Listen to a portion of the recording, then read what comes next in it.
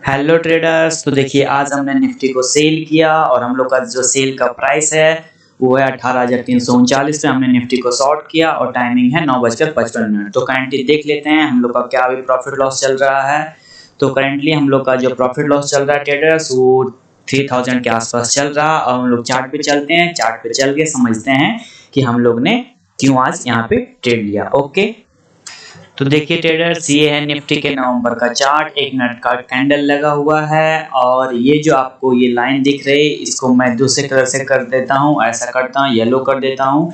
ये येलो वाला जो लाइन है इस लाइन पे हमने निफ्टी को शॉर्ट किया और जो हम लोग का टाइमिंग था वो है 9:55। ओके, जैसा कि आपने ऑर्डर बुक में भी देखा कि 9:55 में हमने शॉर्ट किया। ओके, तो देखिए अगर मैं इसको यहाँ पे बड़ा करूँ तो देखिए इस कैंडल, ये जो कैंडल आपको दिख रहा है इसमें हमने निफ्टी को शॉर्ट किया। तो आज निफ्टी को शॉर्ट करने का लॉजिक क्या था ट्रेडर्स, इसको समझते हैं। देखिए आज निफ्टी को शॉर्ट करने का सिंपल सा लॉजिक था। अगर आप देखेंगे तो निफ्टी में क्या हुआ कि सबसे पहला जो कैंडल बना वो बिल्कुल जो है एक समझिए इन्वर्टेड हैमर बन गया। इन्वर्टेड हैमर मींस प्राइस को क्या हुआ कि बायर जो है प्राइस को ऊपर एक तो गैप अप ओपनिंग हुआ है, गैप अप ओपनिंग हुआ, सबसे पहला गैप अप ओपनिंग हुआ है।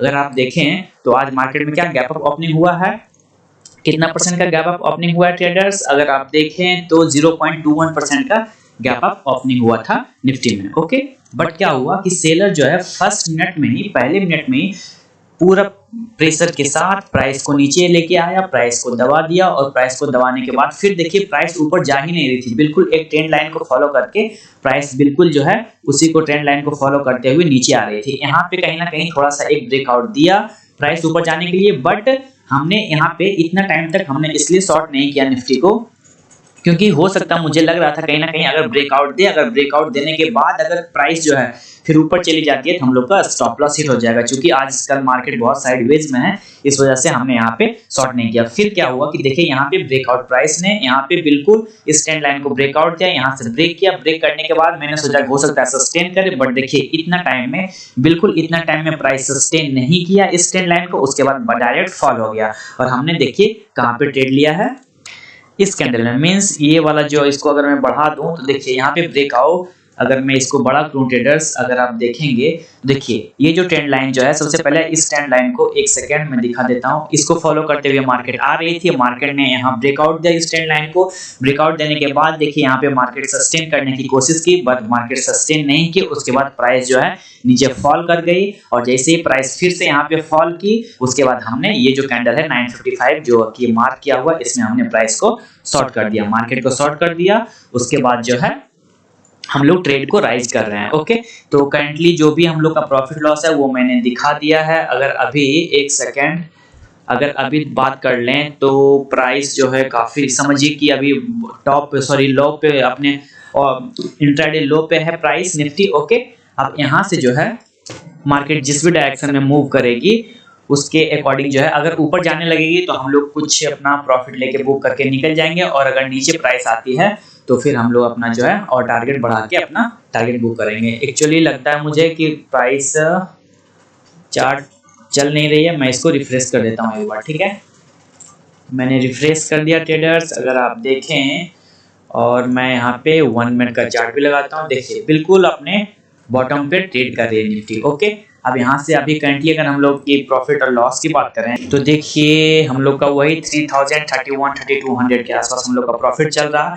तो जहाँ पे भी मैं एग्जिट करता हूँ ट्रेडर्स, मैं आपको बताऊंगा कि मैंने यहाँ पे एग्जिट किया, उसके बाद हम लोग लॉजिक की बात करते हैं। Okay traders, let's exit traders, यहाँ पे एग्जिट कर रहे हैं, स्क्वायर ऑफ 1 पोजीशंस कंफर्म।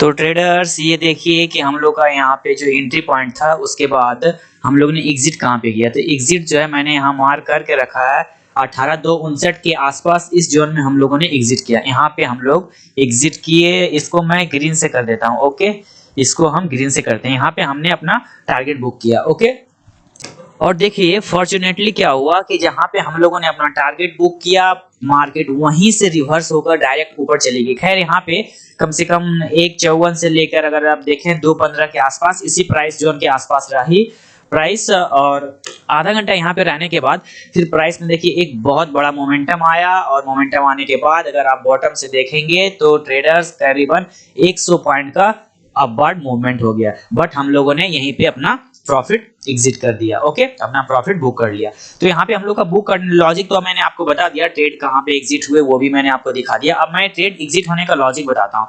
देखिए लॉजिक सिंपल था ट्रेडर्स। अगर आप देखेंगे कि आज देखिए मार्केट जब यहाँ से फॉल करना स्टार्ट की, यहाँ से जब मार्केट जो है फॉल करना यहाँ पे स्टार्ट की, तो यहाँ पे फॉल करते हुए मार्केट कहाँ पे स्टेबल हुई, यहाँ पे सपोर्ट ली, उसके बाद मार्केट कहीं ना कहीं यहाँ तक मार्केट पहुंची। ठीक है, उसके बाद क्या हुआ कि हम यहाँ पे वॉच कर रहे थे कंटिन्यूअस कि आखिर मार्केट करना क्या चाहती है।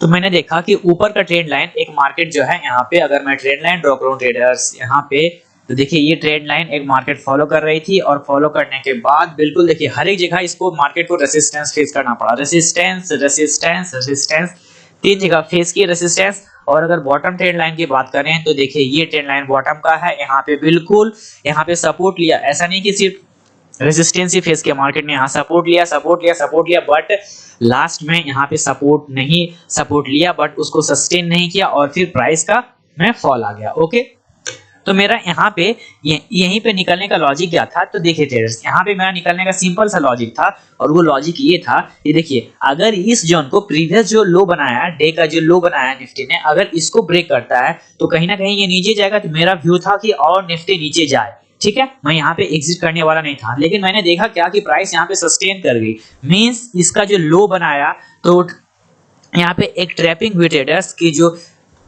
सेलर थे उन्होंने क्या सोचा कि आप यहाँ पे डे का लो ब्रेक हो चुका है और फुल देखिए यहाँ पे अच्छा वॉल्यूम के साथ ब्रेक हुआ कि ट्रेडर्स ने सोचा कि यहाँ पे डे का लो ब्रेक हुआ और अब मार्केट जो है ड्रास्टिकली फॉल करेगी, बट ऐसा हुआ नहीं। थोड़ा सा नीचे आके यहाँ पे कहीं ना कहीं प्राइस सपोर्ट ले ली और सपोर्ट लेके ऊपर जाने लगी। तो मैंने क्या देखा कि अगर इसका लो ब्रेक किया तो कहीं ना कहीं एक नया लो बनाएगा। तो यहाँ इसने नया लो बना दिया। नया लो जैसे ही बनाया मुझे लगा कि कहीं ना कहीं प्राइस और नीचे जाएगा, बट ऐसा हुआ नहीं। यहीं पे प्राइस जो है सस्टेन कर गई और सपोर्ट लेने लगी। जब प्राइस सपोर्ट यहाँ पे लेने लगी तब मैंने एग्जिट कर दिया, क्योंकि मोस्ट ऑफ द केस में जब अपना डे का लो ब्रेक करती है निफ्टी, उसके बाद जब अगर कहीं थोड़ा सा नीचे जाके सपोर्ट लेने लगती है तो मोस्ट ऑफ द केस में निफ्टी जो है ऊपर चली जाती है। तो इस वजह से मैंने यहाँ पे एग्जिट कर दिया। ओके ट्रेडर्स, मैंने उसे डिलीट कर दिया हूँ, बहुत मैस क्रिएट हो गया था वहां पे। तो यहाँ पे मेरा एग्जिट होने का सिंपल सा वही लॉजिक था कि यहाँ पे देखिए अगर आप, तो ये निफ्टी का ये लो ब्रेक हुआ निफ्टी का, यहाँ पे एक नया लो बनाया। नया लो अगर यहाँ पे सस्टेन नहीं करता, यहाँ जिस तरह से यहाँ से इतना दूर तक फॉल आया है, अगर कंटिन्यू यही फॉल आगे भी रह जाता तो फिर अगर यहाँ नीचे अगर कंटिन्यू फॉल रह जाता तो मैं एग्जिट नहीं करता। लेकिन प्राइस देखिए यहाँ पे सस्टेन कर गई। सस्टेन करने के बाद जैसे ही देखा मैंने कि प्राइस सस्टेन कर रही है तो अब ऊपर जाने की तैयारी में है, तो उससे पहले मैं यहाँ पे एग्जिट हो गया। Okay, thank you for watching traders, bye bye for now.